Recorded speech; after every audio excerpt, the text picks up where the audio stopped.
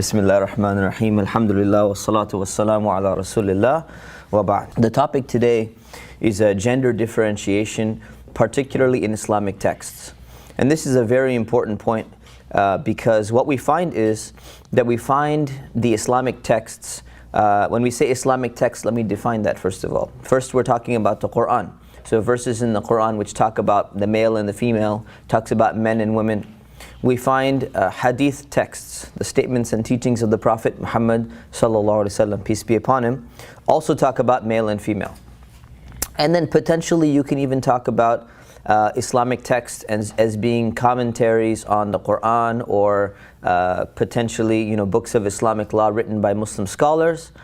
But those really don't fall into the category of like the source foundational Islamic text. So we're focusing primarily on Quran and hadith.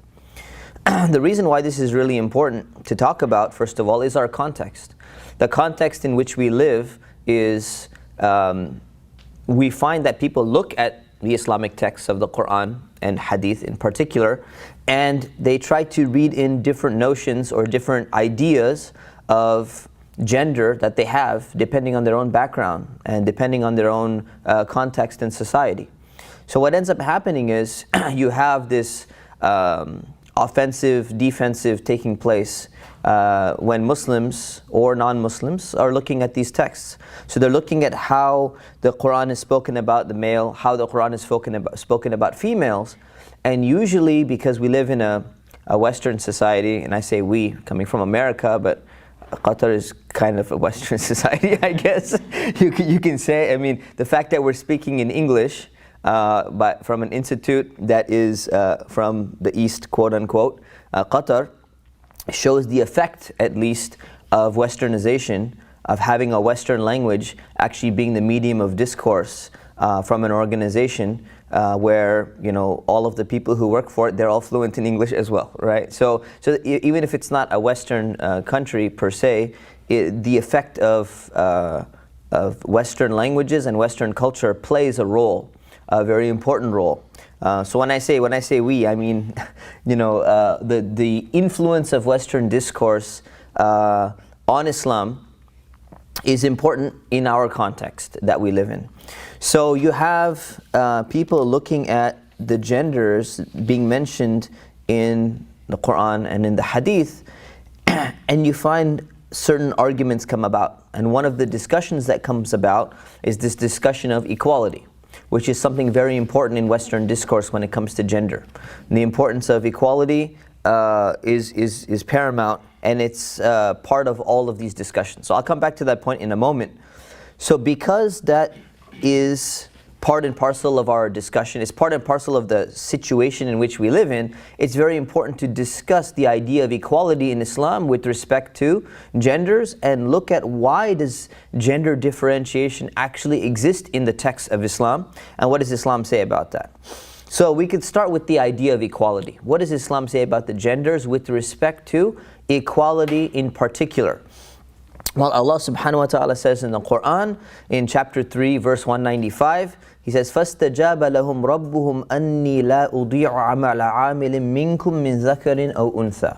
He says, then He responded to them, or their Lord responded to them and said, Lord meaning God, Allah, responded and said, I will not allow the works of anyone to be lost or to be in vain or to not have any effect or benefit, whether it is from a male or a female.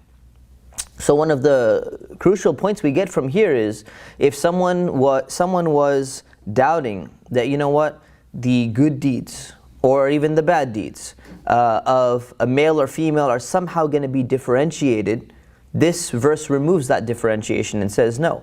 In the sight of God, in the sight of Allah, the deeds of a person are considered to be the same. In terms of one person performs a deed of charity, the other person performs the same deed of charity, they have equal value. So what that means is, if we look at it from the framework of Islam, from an Islamic perspective, the most important part of life is fulfilling your purpose in creation of doing good deeds, earning the pleasure of Allah, trying to get to paradise, trying to avoid hellfire. So from that perspective, we could say from a spiritual perspective, the spiritual status or the humanly status of a male, or the purpose of being human, from a male and female is the same. They're equal, there's no differentiation between them. So from that perspective, there is an equality of the genders in Islam. In Islam, which is built upon a verse of the Quran, and many verses of the Quran. Another verse, it says, Ya ayyuhan nas, O people, inna khalaqnakum min dhakarin wa untha. We have created you from a male and from a female. وَجَعَلْنَاكُمْ شُعُوبًا وَقَبَائِلَ لِتَعَارَفُوا. And we have created from you groups and peoples so that you can get to know one another. إِنَّ أَكْرَمَكُمْ عِنْدَ اللَّهِ أَتْقَاكُمْ. That the most honorable among you in the sight of God is the one who is the most pious, the most righteous. Inna Allah alimun khabir. Allah is the knowing and the informed. So what this verse basically talks about is, it says that the most honorable of you, the most noble of you in the sight of Allah is the one who has the most taqwa, or the one who has the most righteousness, the one who is the most mindful of God. So if you look at it from that perspective, right? So the first verse is telling us that spiritually or humanly, at the fundamental human purpose level, we find male and female being equal.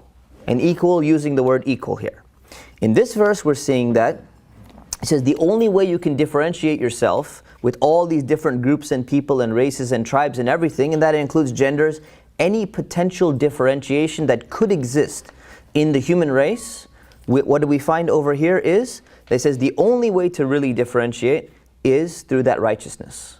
So meaning that the ability to gain righteousness or to lose righteousness is equal across the board, and is equal across the genders as well. So what's interesting about that is that that concept of taqwa, or that righteousness, is not something that is visible. You see, if it was race, it's something that's visible, it's perceptible, we can see it, we can feel it almost, right? Someone has physical differentiation. Even wealth differentiation is somewhat perceptible. You know, you can kind of have a feel for how much wealth the person is going to have. But when it comes to taqwa, it's something which is in the heart. So it's not perceptible. You cannot even perceive it in any way. So if it's not visible and people cannot perceive it, then that means only God can judge that. So if this is the only factor of differentiation between human beings that's legitimate and valid from an Islamic perspective, and on top of that, it is something that is not visible, it means that there's no basis for discrimination at the fundamental level from an Islamic perspective, because no one can measure that besides God. No one can measure that besides Allah. So that is an important part, and that's why there's other verses in the Quran, 449, 53, 32, that basically says, فَلَا تُزَكُّوا أَنفُسَكُمْ. Don't ascribe purity to yourselves. Don't claim that you're righteous or pure. You're not allowed to do that. You're not allowed to go and say from an Islamic perspective that, I am righteous, or God loves me, or I know that, I'm doing good deeds, because you don't know what you have. It's almost like I like to give like those video games. You ever played a video game? You have like the 2-player game, and then there's a score, on the side. Like even those fighting games and stuff. I'm trying to, appeal to all genders here. I know sisters don't play as many fighting games, right? But you have like the score, and you have like the energy. You have like points on each side, right? So like those points, each human being has points, right? But the thing is, in life, it's hidden. You have like a point counter up here, like above you, floating up here, but nobody knows how many points the other person has and how many points the other person has lost. So the criterion for making a judgment and saying, well, you have this many points and I have this many points, it's not allowed. So it's interesting, what Islam did was, it says, people differentiate based upon, historically, right? They differentiate based upon race, based upon wealth, based upon someone is free or someone is a slave. They differentiate based upon tribe. And they differentiated based upon gender as well. Many societies would do that. But what Islam came and said, the only basis for differentiation is the one factor that is invisible to everyone else, and no one can ever know it. So therefore, there's no basis for that discrimination. Right? So this is an interesting point. And then I'm going to skip a few points here because we're limited on time. But there's other verses that talk about the equality of human beings. Let's move on. So the next section is not just equality, but now that we've established that there's an inherent equality of genders between male and female, we also have to realize that when it comes to human beings, when it comes to human beings, forget just gender, right? But when it comes to human beings, there are inherent qualities that differ. People are created with different inherent qualities, and people have different acquired qualities, right? So this whole nature versus nurture discussion whenever it comes to gender issues or so many other issues, these things exist. People acknowledge that people are inherently created with different abilities, right? So there's inherent qualities, there's acquired qualities. What are the inherent qualities? Some people are physically born with a little bit more physical strength than others. So some people will be, their muscle mass is just not going to be the same as the muscle mass of somebody else, right? So what's going to happen is, there has to be a room for differentiation. I don't know if anyone's heard of UFC or MMA, Ultimate Fighting Championship, and all that. Wrestling, any sports that involve a lot of muscle or strength or something like that, there's always different weight categories. That's a form of discrimination technically, right, legally. But why is there discrimination? Because they realize that there's inherent qualities that people are born with that differ. So some people are in a really heavy weight range, like Muhammad Ali, rahimahullah. He was heavyweight, right? Heavyweight. And then you have all these other people, they're like featherweights and stuff like that. I don't know, Prince so-and-so, whatever his name was. He was some boxer or something like that. I don't know if you guys follow this, I don't. But you have to put them in different categories because everyone understood that they have been created in a different way. So that happens when it comes to physical strength. It even happens when it comes to wealth, right? People are born into wealth as well. It's not only acquired. So it could be acquired wealth that people get from the life opportunities they're given, and it could be wealth that has been inherited from their family members or gifted from somebody else or whatever it may be. So you have these differentiation. You have weak and strong in society. You have young and old. You have poor and rich. And what happens is there's this diversity that exists in terms of both inherent qualities and acquired qualities exists for two main reasons. The primary reason is Allah tells us in the Quran that it is a test, right? Because Allah is testing people with the qualities that they've been given to see how they're going to act within the circumstances that they've been given. So people who have wealth, they're going to be tested with how they're going to spend that wealth. Are they going to be miserly, or are they going to hold all the money and spend it just on themselves? People who are not given wealth, they're going to be tested by how they respond and how they react with the wealth that they're not given. So are they going to be patient? Are they going to, try to, work? Are they going to try to, do something? All of these things. So the test differs depending on people's circumstances. The secondary reason, according to Allama ibn Ashur in his tafsir, he says that if people were all the same, right, if they were the same across the board, then they would not actually be in need of each other. So another additional wisdom for actually having this differentiation is so that people will have to support one another. Not just as a test from Allah because of what they're doing, but also to make sure that you have people supporting one another so that they build what's called a community. And a family is a type of community. So there would be no concept of community. If you were to put the opposite case, let's just say everyone was equal across the board, there would be no intrinsic need for other people. So the ability to establish a community, the ability to have reliance or strong bonds within family would actually deteriorate. So these concepts would not be there had people not been created with different inherent qualities, and had people not had the opportunity to have different acquired qualities. So when we look at all of that, we can take an example of these two words that we use. So when it comes to gender, we talked about, first of all, equality of the genders. When it comes to their fundamental humanity, their purpose of life. But there's a different term that needs to be used now. So first we had equality in Islam. Now we have a new term called equity. And it's not here, but I'm going to write it down. And it's a very important term to differentiate. Like this marker and this marker are not equal because one of them has more ink than the other. And this marker suits the job better. So there's equality and there's equity. There we go. Is that right? Yes. So the difference is equality, if we look at it from a perspective of mathematics, what you're going to find is that if you have the number 2 on this side of the equation, right? In order for both sides of the equation to be equal, you have to have a number 2 here, right? But if you have a variable here, let's just add a variable here. You add over here. Okay. Now, are both sides of this equation are they equal? Yes. Well, Depends on the variables, right? You have an equal sign there. So you're saying because of the equal sign, right? So it depends on what you're going to put in the variable. So the way equity works is whatever you add to this side of the equation, you have to add to the other side of the equation. You can add different things on the side of the equation as long as they balance out, right? So now if I add this and I say, okay, hold on, I'm going to add a 1 here, plus 1, and I'm going to add a 2 here. Now what? Are they still equal? the equal sign is there. Alexander said because the equal sign is there, we know it's equal as long as you put in the correct x and the correct y. But now the question is the x and are the x and the y equal?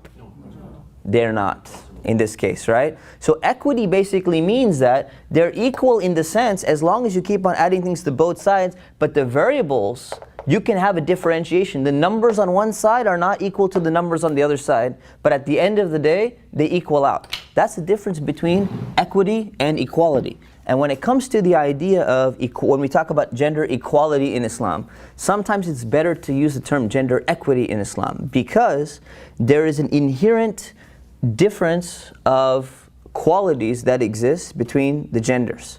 So people are going to have, let's skip a few parts. People are going to have different, inherited traits. They're going to have different acquired traits, right? So, what is? Let's take one example before we jump into gender, right? So let's take people who have acquired wealth, people who have inherited wealth, right? Versus people who have inherent wealth. The differences, right, between someone who has a lot of money and a little bit money. Should we differentiate between them? Should we discriminate between them when it comes to giving them equal opportunity for getting a job? Should we? We should not. Okay, why not? Why not? If they qualify for the job, Okay. no discrimination. Okay. It's on merit, not wealth. It's on merit, it's not on wealth. Okay, so that's from their perspective. From the company's perspective, it's also from their merit. So from their side, it's merit, and from the company's side, the company wants to, accomplish whatever it can. It just matters whatever the person has to bring, right? So we don't differentiate, right? How about, should we differentiate between people in their wealth when it comes to taxes? In terms of how much money we charge them? Depends on. Monica says yes. Yes, they should. Anyone disagree? Well, depends on the policy.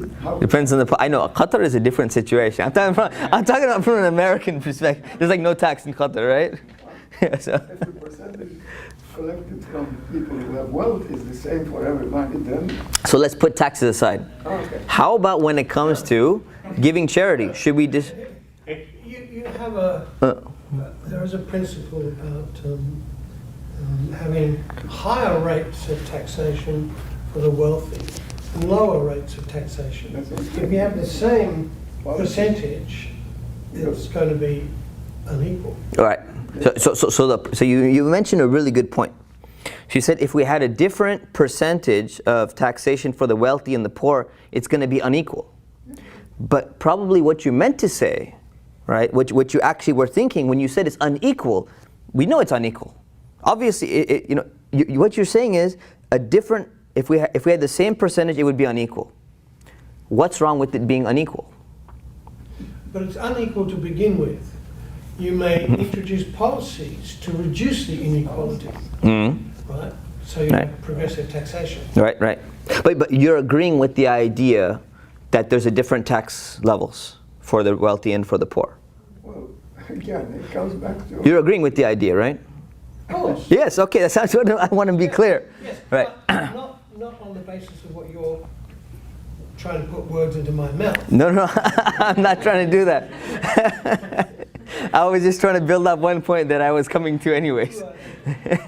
So what I was trying to say is that the wording which is used, right, intentionally or unintentionally, was that it's unequal. But probably what you were trying to say was that this achieves more justice, right, when you have a different tax brackets for the wealthy and for the poor, right? And what's happened today in the discourse is that we have confused the words equal with fairness, with justice, right?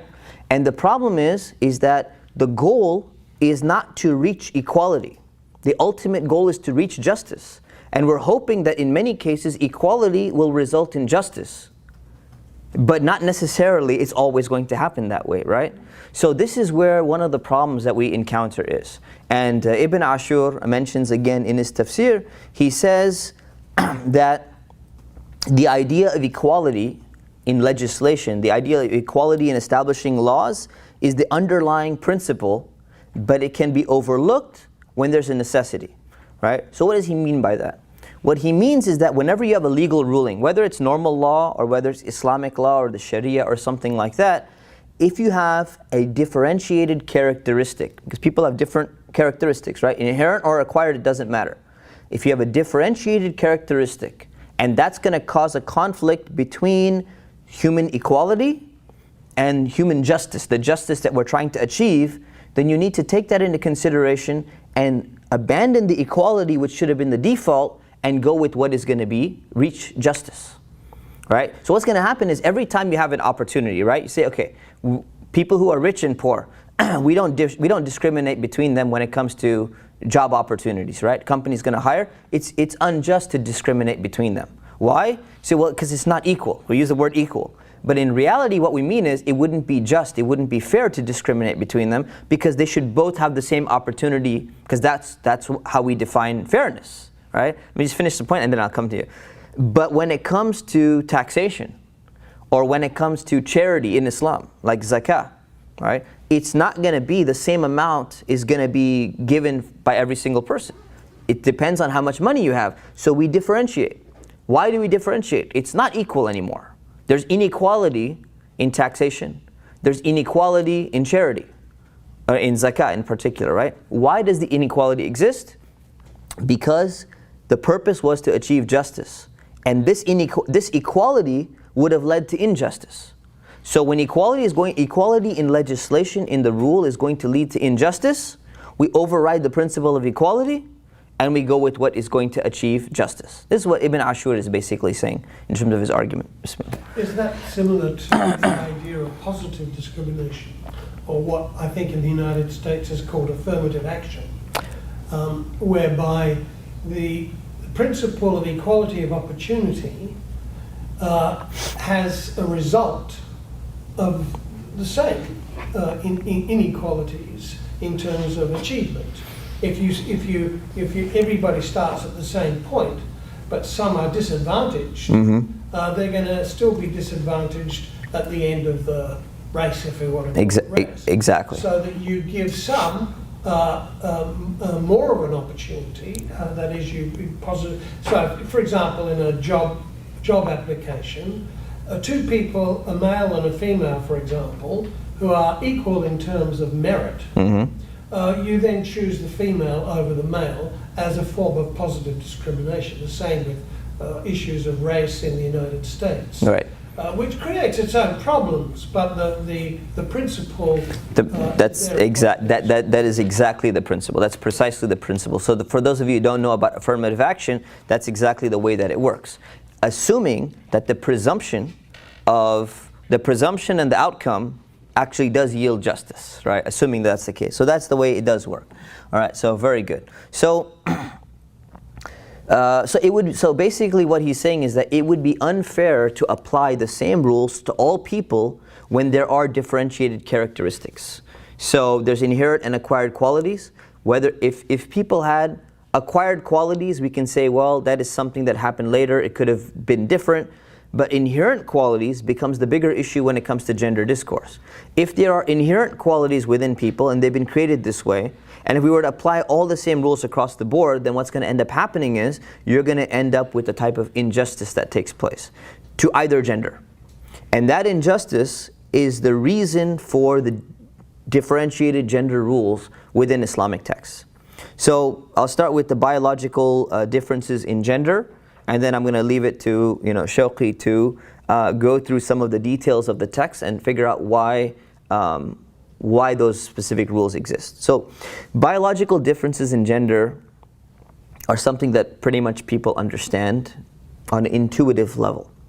Allah subhanahu wa ta'ala said in the Quran that from everything we've created two mates. There's male and female have been created. Human beings, they cannot reproduce without the presence of a male and female under normal circumstances, unlike bacteria or something else. So there's a wisdom in that. There's a wisdom in why Allah has created human beings as males and females. Now if we look at the differentiation, beyond just the physical differentiation, we understand that there is a hormonal differentiation. And a hormonal differentiation actually causes a differentiation in behavior, or we can say in the psychology or the mentality of a male and female, because of the type of hormones that they're usually going to be or naturally going to be endowed with. And if you find that when there's an interference in these hormones and other chemical processes within the body of a male or female, you find that the interfering within this normal hormonal regulation is going to cause serious changes in each gender, and you can actually see the manifestation of the differences in particular aspects of their body, whether not only in terms of like voice and physical features, but even in terms of their emotional states or their psychology. So what happens is that there are physical differences, but there are psychological differences. And one of the problems that's happened, I don't know what it's like in Qatar or people who are coming from elsewhere, but I can speak particularly for California, is that the intellectual trends of Western society, or Western society, I'm mentioning it because it's had a very strong impact on much of the world today. And especially the language we're speaking in is English, so therefore there's, like I said, there's Western influence. We're speaking English, the Qataris are speaking in English, the Qatari professors all know English. So because of this Western role, it's important to look at some of the intellectual trends and movements that have affected the perception of gender differentiation when it comes to just the human being. So Western feminism is particularly one of those strong intellectual movements. So this is a fairly recent phenomenon. The term feminism was coined in France in 1837. It's about 200 years old. And in 2015, there was a poll across the world, actually, where they wanted to see how many people identify as feminists, right? And let me just define feminism real quick. The feminism has many different definitions, but it's basically a movement which is advocating for the rights of women in different spheres, whether it be work, whether it be opportunity, whether it be so many other things. And there's different waves of feminism. There's a first wave, second wave, third wave, different ways of classifying feminism, but it's somewhere along that line. So without going into details, I'm assuming everyone has at least heard of the concept of feminism a little bit. But to clarify it, 2015 poll, they surveyed people around the world, and in America they found out that how many percentage of people identified as feminists? What percentage would you think? 70%? Okay, good guess. Anyone? 40 to 50%. 40 to 50%. Is it only men or women? Men and women, they surveyed both, combined. 40. 40? Okay, let's remove the men and just say America, women. American women, what percentage would identify as feminists? 20. So he'd say 40 and then down to 20? Yeah. Let's gamble. Let's gamble. Very good. He's the closest so far. It's actually 18%. 18%, which is really interesting because people thought the numbers would be much higher. But then they asked another question. So what percentage of you believe in equality for women? And of course, there's such a subtle difference between feminism and equality for women, because feminism claims to be trying to achieve equality for women. So what percentage was that? How many people, what percentage of people said, yeah, we believe in equality for women? 60%.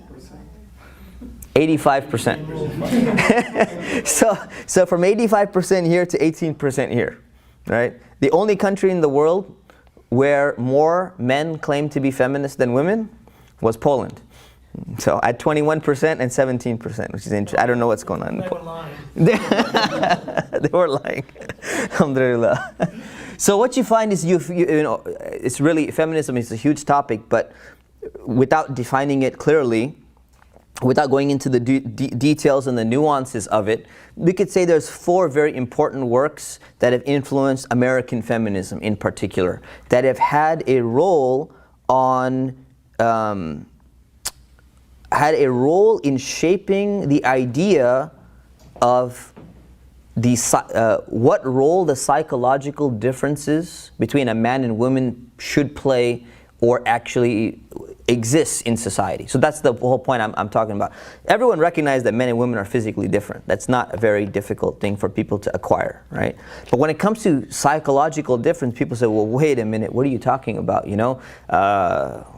Is that really true? Is that really that? So what has happened is that these intellectual movements have had a role in downplaying the psychological or emotional differences between male and female. So among them you have 4 main authors. You have Mary Wollstonecraft. She wrote A Vindication of the Rights of Women, 1792 in England. You have Simone de Beauvoir. Beauvoir, is that right? Okay. Pronounced some French word correctly after 3 years in France. Called The Second Sex, 1949. Betty Friedan, The Feminine Mystique, 1963 in the USA. Very influential book. Probably the most influential book for women in America. And Germaine Greer, The Female Eunuch in 1969. So what's happened is you find... yes, Australian. Are you Australian? There you go, yes. So Germaine was Australian, yes. But what's interesting about her, I'm going to talk more about her. So she wrote in 1969, but out of these people, she is one of the ones who 30 years later in 1999 wrote The Whole Woman and changed her entire perspective and said we were wrong in the feminism that we were promoting. And one of the points that she makes is she says we were downplaying the psychological differences between men and women, and we weren't looking at the fact that these differences really exist, psychological, emotional differences. And she's saying that this has hurt women more than it hurt men. So we thought we're going to liberate all these women in the 60s and all that stuff, and in fact we ended up harming women more. So there's more suicide among women, they're getting surgeries, they're getting this, they're made to cosmetic industry, they're being used, pornography has gone up. She basically says a really interesting point. She says we tried to liberate women, but we moved them from one form of dependency to another form of dependency. They used to be dependent on their husbands and upon men, and now they're dependent on counselors, psychologists, and drugs. Right? This is kind of like her summary of what she's saying. So what happened is now you have these different movements called like difference feminism, where they say, no, when we deny the difference between men and women, we are actually doing a disservice to women in particular. Since our goal is to help women, we're actually harming women more. So what her argument is, we're actually causing injustice by making the old equality argument. So which is kind of the point that I was trying to make in the beginning, is that equality does not always lead to justice. That's what Ibn Ashur is saying, right? So he's saying that when equality is going to lead to injustice, we abandon the principle of equality and we go with something else that's differentiated, legislation that is going to result in actual justice that we were trying to achieve in the first place, right? So because of that, we have all of these different, characteristics. So we have, physical muscle mass is different between men and women. They have, men have deeper voices. They tend to be taller. Women have breasts. Men have facial hair, etc., etc. At 6 weeks in the fetus, the male gets this large dose of testosterone that comes into the body, and beginning from there, you find these major differentiation that takes place between men and women. But on the psychological level, we find different things that take place. Most of this is solid. Some of it is still experimental. But I'm just going to quote the stuff that has really been proven in the peer-reviewed literature, right? in the little bit of time that I have.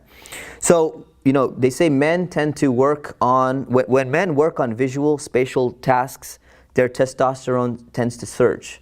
And which means that they're going to be more inclined to seek work as pilots, as carpenters, in the subjects of mathematics, in the sciences. This is not to say that women are not capable, or they cannot change, or they cannot, adjust their behavior to be in those fields. It means that there's an inclination from a biological level that men are tending more to that for this reason.